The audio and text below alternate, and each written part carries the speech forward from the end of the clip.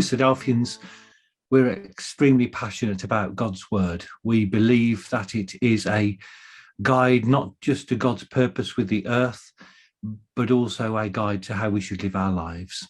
And it directs our thinking and can change us as people, with the ultimate aim that essentially we become more Christ-like as people, to follow the example of Jesus Christ, God's Son.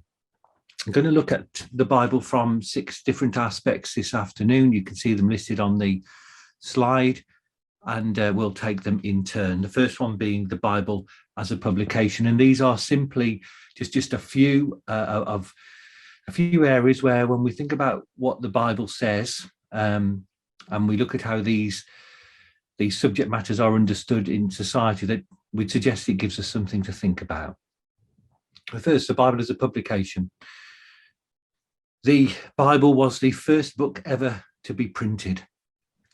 The Bible is the oldest book in terms of the number of sources of information that we have that provide veracity to the fact that the scriptures are as old as they say they are.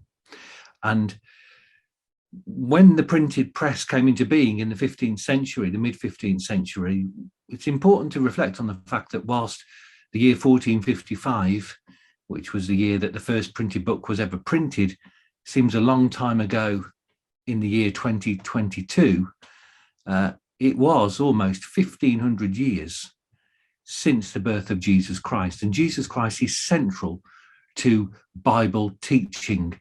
It's central to the story that's contained in the Bible of God's unfolding purpose with this earth. So, whilst it seems a long time ago, 1,500 years there or thereabouts is also a long time. And it's important to understand that when the first book, so printing was a seismic shift in society, just as the technological shift that we've seen culturally has had such a profound impact in the last 20 years and will continue to grow. So it was that before the 15th century, access to information in an easy way wasn't possible. It wasn't possible. And books were the medium, or were to become the medium, by which people would be able to understand things, because they would all be able to read the same thing, and then a shared message could be given more easily. And there was no discussion, no debate at all, when 1455, this massive moment in society when people were about to be able to read things en masse, it didn't require manual copying out by hand any longer. There was no discussion about which book should be published first. The Bible was going to be printed first. In fact, the printing industry came into being as one of the reasons being that the Bible could be more easily distributed. And so it's important for us to recognize that historically, this book, even though it was such a long time after Jesus Christ, was in the year 1455 seen as so far more important than anything else, that was what society deemed had to be printed first, and it was called the Gutenberg Bible. Now, the Bible's history in society as a publication is unique, and it's very interesting, particularly when we look at it today, in the current time, or actually a lot of these slides are just before the pandemic hit, because data has been harder to come by because of the impact of the pandemic on some of these themes. So a lot of the data that we're looking at is from sort of 2017 to 2019, as we'll see. So this is taken from the Pew Research Centre in 2017. And what I want to just to be clear about is that the Bible is by far and away the most important publication today in terms of how it's published. But you have to contextualize that against 2 important facts. And the first is that people's interest in participating in religion is in terminal decline, it appears. Looking at the way that religion has trended, Christianity I'm talking here, in Western countries, particularly since World War II, has been really profound, a profound shift. And so the last time this was taken, and the figures sort of move more to the right every time this survey is taken. And you can see on the right-hand side the religiously unaffiliated. So this excludes the religiously unaffiliated. You can see there is what for the UK at 23%, non-practicing Christians 55%, and those that attend a religious service 18%. And every time, as I say, this is taken, the proportion of religiously unaffiliated increases, the proportion of non-practicing Christians increases, and the proportion of church attending Christians decreases. A smaller and smaller amount of people are interested in these things. Now, non-practicing Christians is truly nominal. It's people who observe Christmas or Easter, but never attend a place of worship. In fact, to be a church attending Christian, to tick that box, you had to be somebody that attended at least one service a month. So even in that, there would be a significant range in terms of dedication. So we note that the Bible, this historically important publication, that the first book ever brought into print because it was deemed as indispensable, we can see that, and we know that there is a declining interest in religion in Western culture in particular. And that goes hand in hand with this slide, which is, and this is done every 7 years, by Gallup. So the last one should have been 2021, but obviously that didn't take place because of the pandemic. So it should be taking place at some point this year. And if people are not attending churches often and they're not as interested, it's to be expected that there would be a declining level of knowledge. And understanding of what the Bible is all about is again in significant decline. It's really deteriorating in terms of how much understanding people have of it. And so when you try and talk to somebody that doesn't know a lot about the Bible, or rather the average person on the street, the likelihood is they'll know almost nothing about it. And that slide is drawing out that some of the most basic stories in the Bible weren't understood by a significant proportion. You can also see there in the bottom right-hand corner of this slide where it says engage with Bible stories at school. This tells its own story in that when this last cut of the survey was taken in 2014, 79% of parents aged over 55 in 2014 had engaged with Bible stories at school, whereas only 56% of parents aged 25 to 34 had. And I'm very confident to assert that in the next iteration of this, those figures, generationally speaking, will be even more clear, that fewer and fewer parents raising children today, young children, that they'll have very little understanding of the Bible. So that sort of all makes sense. At one point in time, the Bible was seen as a very important thing, but today, declining attendance and declining knowledge. However, God's word is never going to be a thing that disappears, and it's juxtaposed by some really quite extraordinary statistics. So when you look at this, and this was taken from Newsweek in 2019, and in Newsweek is one of the world's most published magazines, and it's a serious magazine as well. They published the top 10 most read books in the world over a 50-year period to the year 2019. So that's 1969 to 2019. And this isn't looking at number of books printed.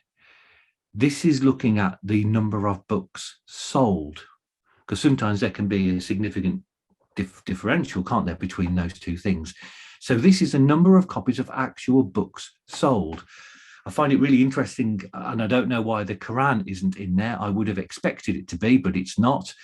But you can see that most of those are popular titles. The second most popular, that sold 820 million copies over the 50-year period, is effectively the Chinese Communist Handbook.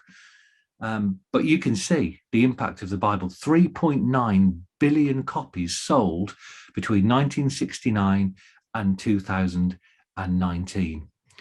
And then, you know, Harry Potter, which we know has been so phenomenally popular in the last 20 years, 400 million copies.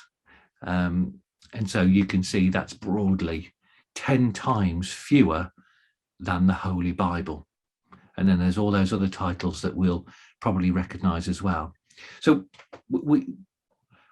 it's important to sit up and notice that as a fact, that the Bible is by far and away the best-selling book in the world, number of copies sold, even though in the countries such as ours that we live, there's declining knowledge and declining interest in reading it. And that's only likely to continue, you know, that trend in terms of sales, because the effort, the work that is currently undergoing to continue to translate the Bible into new languages is a very active thing. It's a growing thing. It's not in decline. And so you can see these statistics from Wycliffe.org again in 2019. 1,548 languages have the complete New Testament. And you can see those other figures there. But notice the bottom one, 2,617 languages have active translation work. So whilst people aren't as interested in the Bible in their lives in general, the intent to spread this book, the Bible, to the four corners of the earth is a project that is ongoing. And so it's very much a living and relevant book in that sense. It's the most popular book in the world. And so it's important to think, well, why? And if you're somebody that has never read the most popular book in the world today, the first book that was ever printed because it was the most important book back then as Christadelphians, we'd strongly suggest that pick it up and have a read and use the brain that you have, that capable organ, to try and understand what it's talking about. Now, the second thing that we want to look at is Israel. Israel, of course, are a very prominent nation in the earth, really, considering their size. And the book is, in many ways, God's history of the nation of Israel and how that was developed, because Israel play a central role in God's purpose. And in Isaiah chapter 43, they are termed his witnesses. And we can see that the Bible attributes certain characteristics to the Jews, to Israel, to help us in understanding partly how God communicates with us about his prophecy, his plan with this earth. And so Isaiah 43 verse 10 says, "You're my witnesses, says the Lord, I've chosen you." Deuteronomy 38 says, "You will become an astonishment, a proverb, a byword among all nations, whither the Lord shall lead thee." And that became true. You know, the Jew became synonymous for many, many, many centuries, even if it's not so much the case today, because Israel is once more a nation in the earth, was the phrase the wandering Jew, because the Jew wandered from country to country, fulfilling the words of Jesus Christ, who said that the Jews at his time would be dispersed into all four corners of the earth. And that's exactly what history tells us has happened. And the Jews are, their role, their controversial role in society is not paralleled or equal by any other nation, I would suggest, considering the longevity of the people. But we're told a couple of things, because what God tells us about the Jews is that they will be a sign, a witness, as he works out his purpose with the earth. And he says, firstly, he says in verse 62 of Deuteronomy 28, that when you're spread over the earth, he says, you will be left few in number, whereas you were as the stars of heaven for multitude, because thou wouldest not obey the voice of the Lord thy God, and the Lord shall scatter thee among all people. So whilst we know historically that happened, it's interesting that the Jews have always been left very few in number, consistent, but few in number. The natural thing for any peoples is to increase through procreation and so forth. But for the Jews, I know that's a complicated graph to read, and I apologize for that. But if you look, if you look and follow the red line, for example, you'll see that apart from a little spike around the time that Jesus was born, the population of the Jews has remained very static. And this was an old population, just as you had countries like Egypt and China, of course, which, goes back that far. Well, China, of course, now is massive in terms of its numbers of people. But for the Jews, it stayed very, very small until we come to this century, or rather the 20th century. And we were told in the Bible that the Jews will remain few in number until the Jewish nation is set up again. And we can see that the Jewish nation exists, and there has been an increase in number, notwithstanding the terrible cull of the Jews in World War II. So the Jews would remain few in number, but also we're told that as the Jews are separated throughout the earth, the land of Israel itself would also tell its own story. And so we're told there in Leviticus chapter 26, verse 32, I will bring the land into desolation, says God.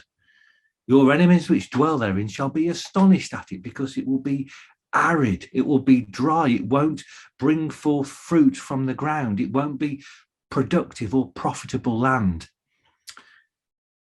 And I've got a quote there from Mark Twain's book, The Innocents Abroad, and there's a number of explorers who've commented on the fact that the land of Israel is dismal. And we can read that quote there. So it's come to pass all of that time. But again, we're told that when the children of Israel come back into the land, or rather the nation of Israel is established and we get closer to Christ's return, just as they become more populated, so the land will also come back to life.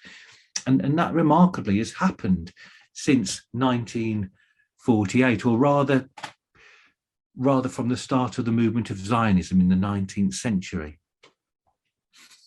And so this land that was desolate, says Ezekiel 36, is become like the Garden of Eden. And Ezekiel is a pretty chronological book in the way that it talks about the children of Israel coming back to the land, and then events potentially with what we're seeing with Russia at the moment, leading to Jesus's direct return to the earth.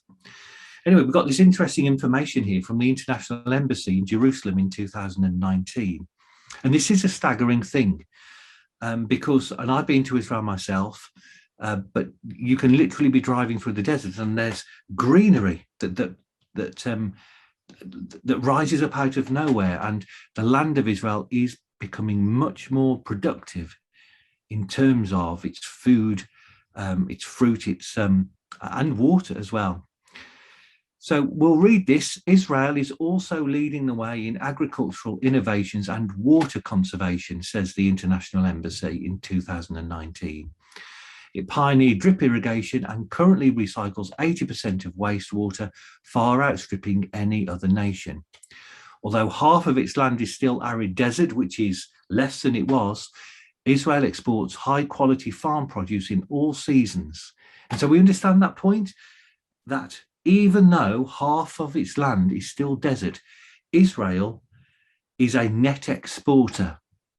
It exports farm produce in all seasons, but then the nations that surround it, because it's the same kind of territory, they need to import food to feed their populations. So it's been a remarkable change in the last 50 years, but sort of maybe covering a 100-year period. It would also surprise many to learn that the Israeli people are blessed with one of the most nutritious food supplies in the world. Again, you wouldn't think that because half of the land is desert. Israel ranked in a global survey by Bloomberg in the world's healthiest countries, Israel ranked 6th. And then it compares with the United States at number 33. So, and this is new, this is recent. The Arabs that inherited that lived in the land before, when the land was called Palestine, had no joy whatsoever with the land of Israel. They couldn't grow anything in it.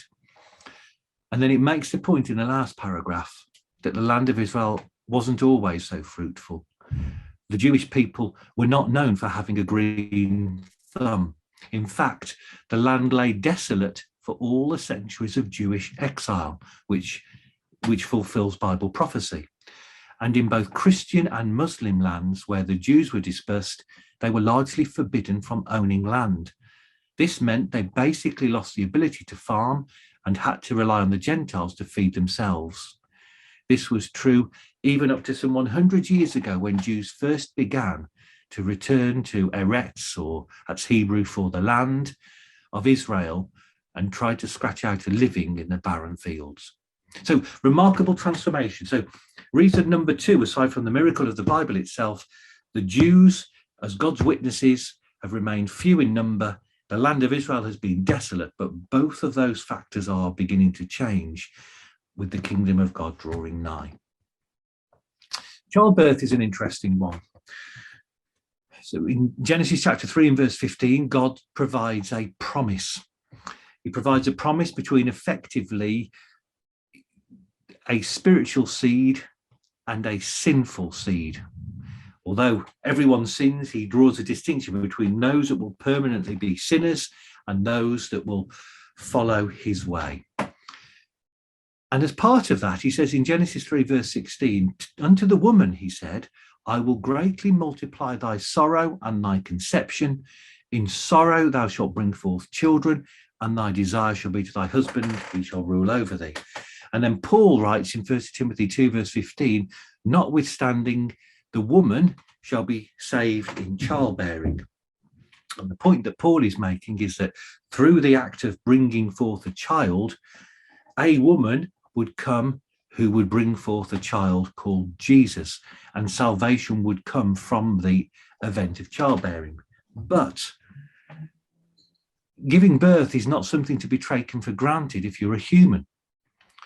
You know, as Genesis chapter 3 verse 16 says, I will greatly multiply thy sorrow and thy conception. It's very unusual for mammals, which humans are, it's very unusual for mammals to have a monthly cycle. It's not seen in the animal kingdom in that way. It's often an annual thing. But for woman, as we know, she experiences that monthly cycle, and giving birth is not something to take for granted in the sense of it's not something that just happens.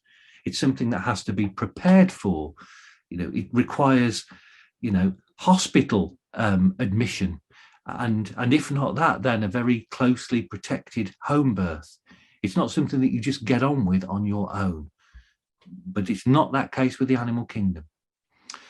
And what we learn from this is that the challenge of childbearing was part of the curse. It was something that God gave as a consequence for the original sin that took place in the Garden of Eden, where the problem was incepted and people weren't just going to follow God because he told them to. And also God wasn't just going to enforce people to follow him. They had to desire to follow him. Childbearing became part of that curse. It was the means by which salvation would be provided. And every time a child is born, it reminds that sin is the worst disease because a child is brought through in pain. You know, when the woman gives birth, she's not smiling and laughing and taking things easy and focusing on the beauty of what she's engaged with. She's in tribulation, bringing forth that child. And it's not something she wants to last a second longer than it needs to. Every time a child is brought forth as well, because there can be sad consequences, it reminds of the gift of life, that life is not something to be taken for granted. And the fact that we have life should make us be thankful for it and spend our time searching out our Creator. That's what the Bible encourages. And women giving birth has been a problem over the centuries. It's what's termed the obstetrical dilemma. And it's essentially as simple as the following. It's the case that, or rather it's the tension between a scientist of thought in the context of evolution. The question has always been, well, why is it so difficult for women to give birth? When animals can seemingly give birth so much more easily, why is it so hard for a woman? And what's been asserted over the centuries is that the width of a woman's hips to be able to perform the dual function of both being able to pass a baby through and enable the woman to stand upright and walk on two legs means that the woman's hip width is of an optimal measurement. But interestingly, very recently, that's been proven not to be the case.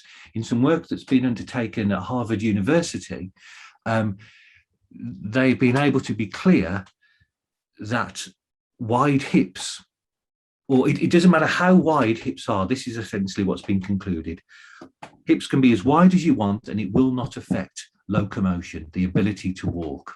And so we've got it on the screen there, the challenge of bringing forth a baby compared to the challenge that animals relatively face, where animals come out and very, very quickly, they're able to be independent. For a human child, of all of the different lives in creation, humans are the most vulnerable when they're born and for the longest period. It's a long time until humans can look after themselves successfully. The reason for that is that unlike the animals, which are able to get on with their lives of feeding and all the rest of it, God is very clear that children need to be nurtured and raised with an understanding of God's truth. And that's something that has to be taught and imparted, and it takes time. And so humans are very, very vulnerable when they're born. And it's been a real challenge for evolutionists over the century, because if human beings are advanced in terms of their development, evolutionary speaking, then the fact that humans are so vulnerable for so long is difficult to square against that hypothesis. And so reading here, I'll just read through. The beauty of human reproduction, pregnancy, and bringing a new life into the world is often termed a miracle, and it is, but childbirth is risky, painful, and even deadly matter. As Colin Barras wrote in a BBC article, the real reasons why childbirth is so painful and dangerous, and this was being explored in a scientific magazine. And I'll read what it says there. The World Health Organization estimates about 830 women die every day, this is from 2019, every day because of complications during pregnancy and childbirth. You think about that, 830. And then we're told that that itself is a 44% reduction on 1990. And then you keep taking it further back to the early 20th century, and the numbers are through the roof. It's a lot of people dying in the act of giving birth. And Jonathan Wells, who studies child nutrition in UCL, University in London, he says the figures are just horrifying. It's extremely rare for mammalian mothers to pay such a high price for offspring production. And it impacts so many people. And the article concludes by saying that's not to mention the untold numbers of children lost during pregnancy and childbirth. From an evolutionary perspective, those numbers are just not normal. Why for humans is pregnancy and childbirth so difficult?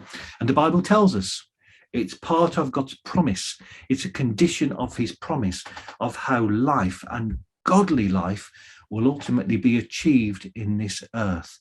But childbirth is there as that reminder that it would be done in sorrow and her conception would be multiplied. So moving on because of time, just checking the time.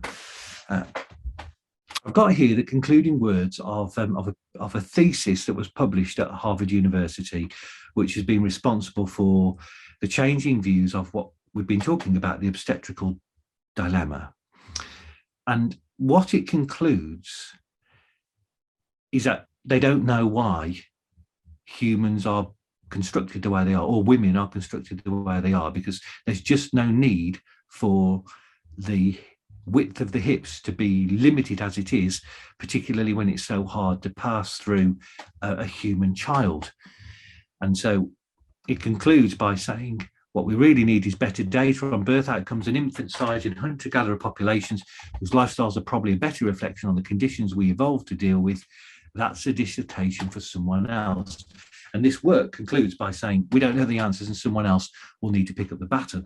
And as of sitting here today, nobody has picked up that baton, and nobody is able to clearly explain why the phenomenon of human reproduction and childbirth operates the way that it does. But we believe the Bible is clear about this.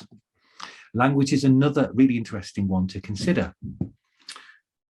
There was a point in time, the Bible records for us, where people spoke one language.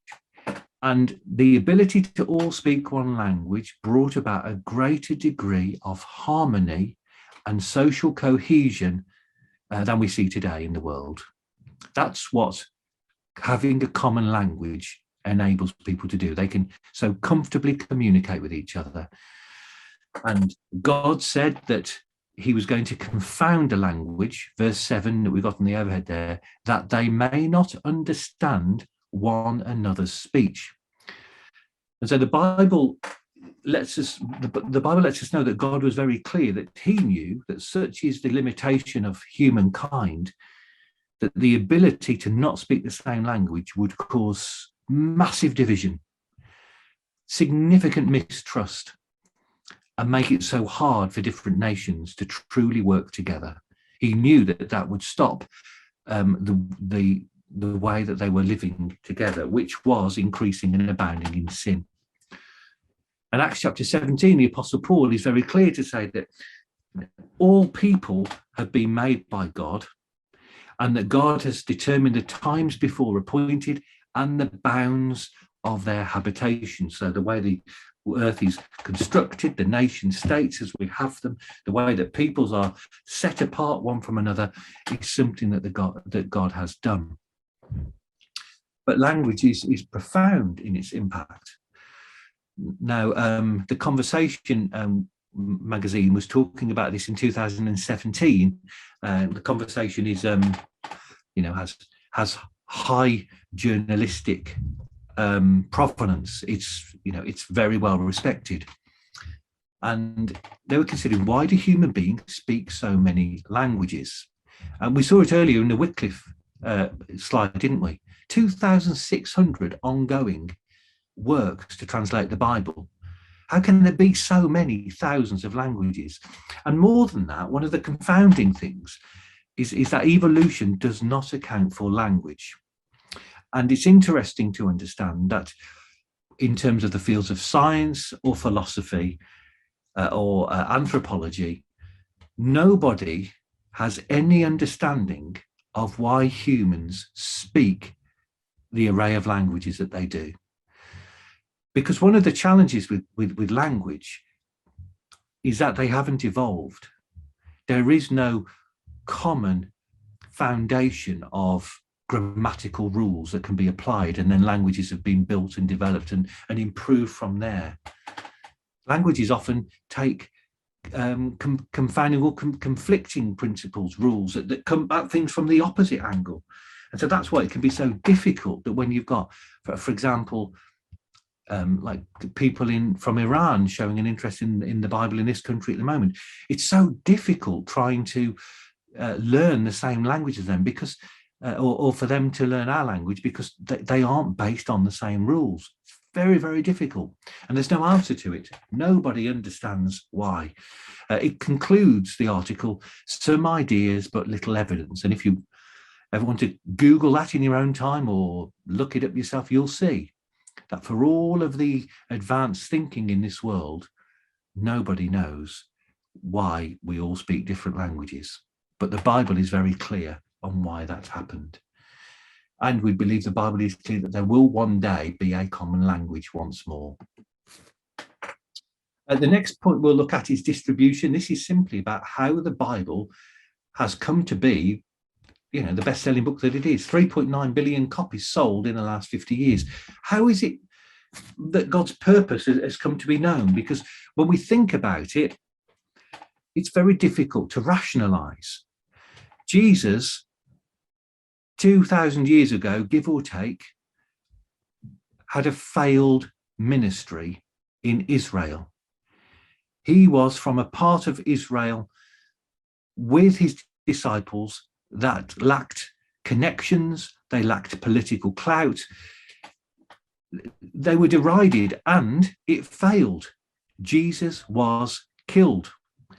as the head of that emerging breakaway religion from the law of Moses, which was the prevailing religion for the Jews at that time, this was a failed movement on the surface.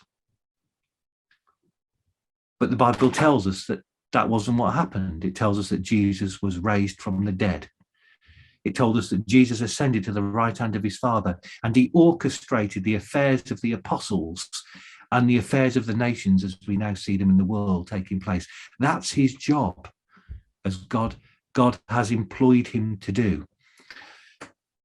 And it's very difficult to think of an explanation for how the Bible has taken root in the hearts and minds of men without applying the role of the ongoing role of Jesus and the angels to that.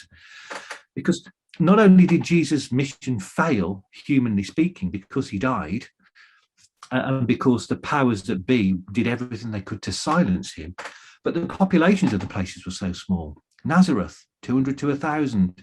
Capernaum, where Jesus spent most of his time when he was preaching the Bible, less than 1,500 people. These places are tiny. And the means for communication, no efficient means of writing, no telephones, no internet, no social media, none of the ways in which stories can be gotten across quickly to masses of people existed at the time of Jesus. And so I do think it is important to ask the question, how is it that the actions of this man in a failed mission, because he was put to death, how have they been so transcended beyond that time? Why is it that our society essentially governs around the two most important times of the year, Easter and Christmas? Why is the delineation of human history revolving around before Jesus was born and after he was born? These are important things to think about, because can you conceive of anybody today, even with the power of social media, coming up with some idea that would still be profoundly living in 2,000 years' time, and that people dedicate their lives to it? I don't believe that could happen. But this happened 2,000 years ago. And it did so on a much smaller scale. The United Nations, and it's the most robust data that exists in the world here, the United Nations data set has an estimate that at the time Jesus was born, the world population was 300 million, whereas today it's broadly getting on for 8 billion. So 300 million people, that's estimated to be 0.6% of people that have ever lived. And that message has been carried forth to our day. I just think it's very difficult to believe that it could happen without God's intervention. And then we look at ourselves as human beings, a human spiritual capacity. We are not like the animals. The Bible is very clear. We're made of the same stuff as the animals. The Hebrew word is nephesh, a living, breathing creature. And for that, it doesn't matter whether you're a human or whether you're a dog. You're made of essentially the same stuff, and you're made of a matter that will die. And everything dies. But God set humans above animals. He gave them dominion or rulership over the animals. And that's what we see. We're nothing like the animals in terms of our capability and our capacity. And we've got the quote there from Romans 8, verse 6, to be carnally minded is death, to be spiritually minded is life and peace. Only humans have the capability of being spiritually minded. And more than that, spiritual mindedness is linked to mental health. And so there's been a lot of research in this in recent years in particular. This is from 2016, but you can read on the left-hand side there that Dr. Corner said depression is the most common mental health problem in the UK. It's been the focus of much research. The evidence shows a positive association between church attendance and lower levels of depression amongst adults children and young people.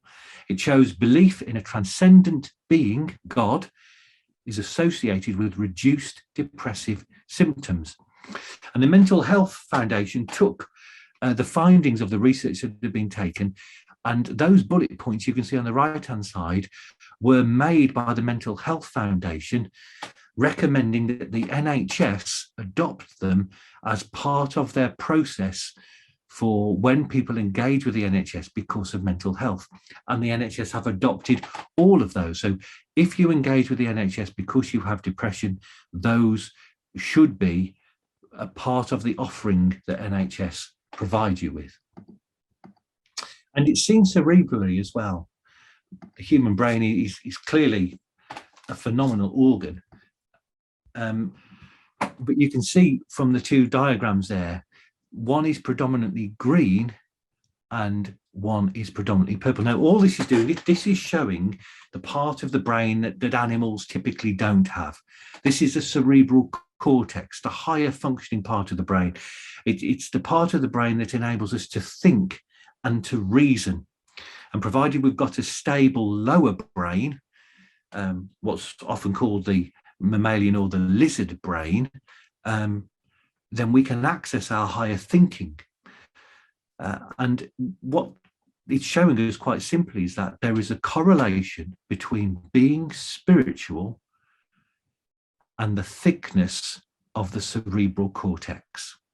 The cortical thickness of the brain is linked to that from what all of the scientific research is showing. And so from what's been studied, and this is over 10 years ago now, those that had higher incidence of reading the Bible or attending church, they had higher or a thicker cortical layer, which is shown in the green.